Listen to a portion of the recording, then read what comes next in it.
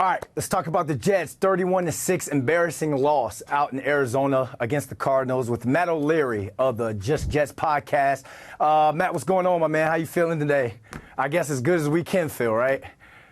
I was just going to say, as good as you possibly can after a 31-6 beatdown. That was tough yesterday, but excited to come on and talk about the state of this team right now. Yeah, don't worry, man. Giants fans are feeling the same way right now. We kind of talked about that before we hopped on the Zoom. But let's get straight into this one, man, because I want to get your thoughts on this. Interim head coach Jeff Ulbrich jumped on a grenade for his players after the loss, pretty much took the blame for it. But I'm not buying that. So do you think this one is on the players, or is it on the coaches? Give us your thoughts on the loss.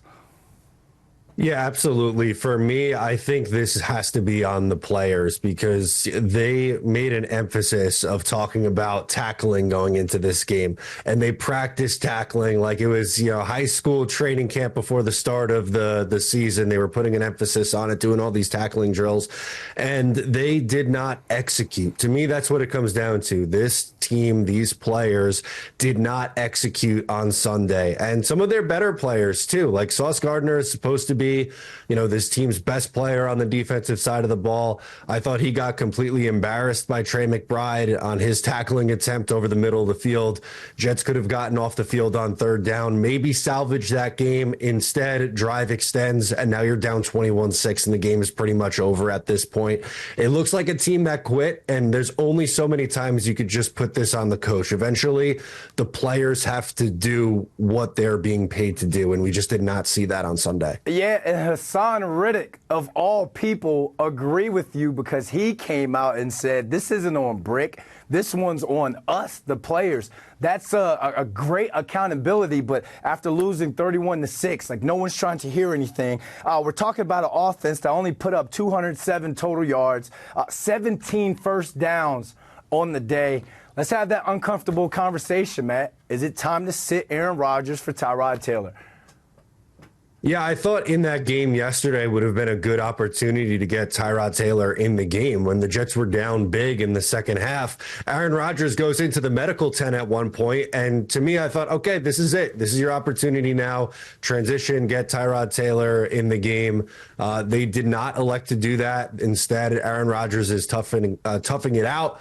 He has a ton of injuries that he's playing through right now. He just looks completely immobile. And yeah, the arm talent is still there and there's still these flashes, but the consistency level is just unfortunately not there. And I don't see this team winning many games the rest of the season with the quarterback play that they're getting. 3.8 yards per play compared to the Cardinals, 7.1 yards per play. We now see, I continue to say that the mobile quarterback is the new wave when it comes to the NFL, the death of the statue quarterback.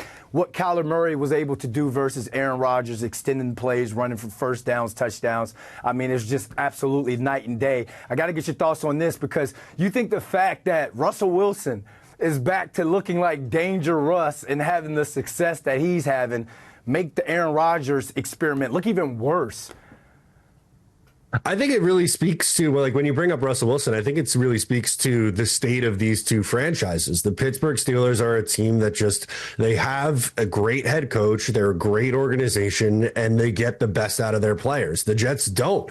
And I don't fault the Jets for trying to make it work with Aaron Rodgers. They drafted a quarterback that didn't work out second overall.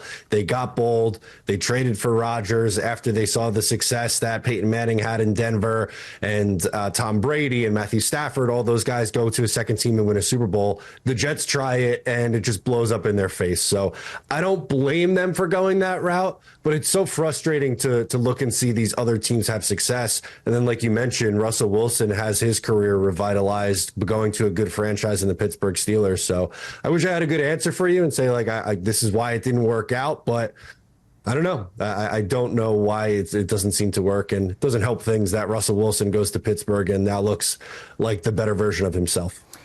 Our Jets beat writer for the Post, Brian Costello, has an article out, and the title is Jets Playoffs Hopes Look All But Over after a disgraceful loss to the Cardinals. You're connected to the fan base, man. Would you say that this is the lowest point in terms of just being excited about Jets football that fans have felt in a long time? Talk to me.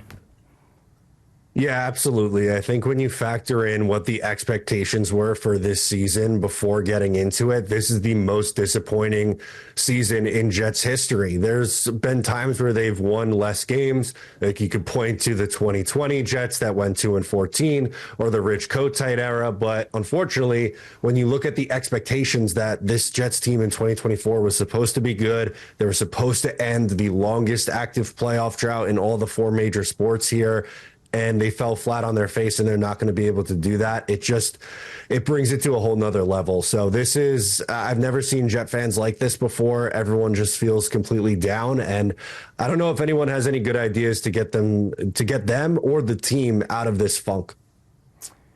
At any point of this season, did you ever find yourself wondering, man, I wish we had Zach Wilson back there? Is it that low? I don't think I'd go that far. No, I don't think I'd go that far. It's been pretty bad, but I don't even know if Zach Wilson's helping this. All right, at least we can end this on a smile, man. Tell the people where they can find you, Matt. Absolutely. You can find my work over at Matt O'Leary NY on YouTube and social media, talking all things New York Jets. All right, appreciate you, man. Thank you.